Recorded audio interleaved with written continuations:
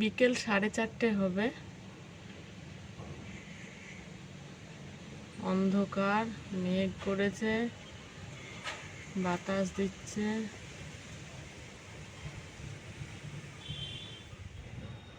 কোথায় বৃষ্টি হয়ে গেল, ঠান্ডা হাওয়া, বৃষ্টি আর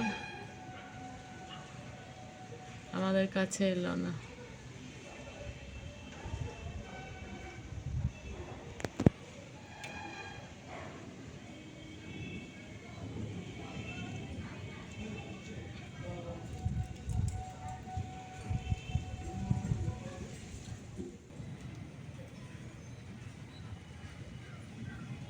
অবশেষে সন্ধে হব এই সময় 2-1 ফোঁটা করে বৃষ্টি শুরু হলো।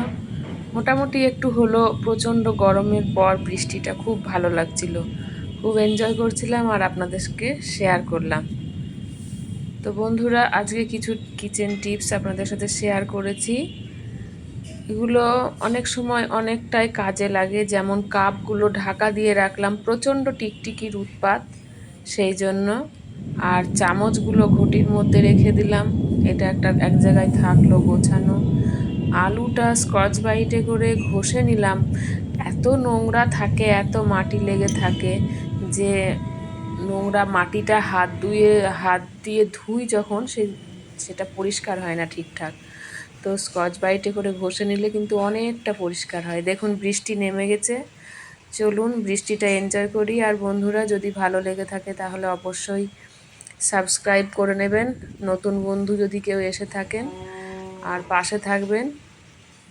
দেখা হচ্ছে নেক্সট আবার নতুন একটা ভিডিওতে।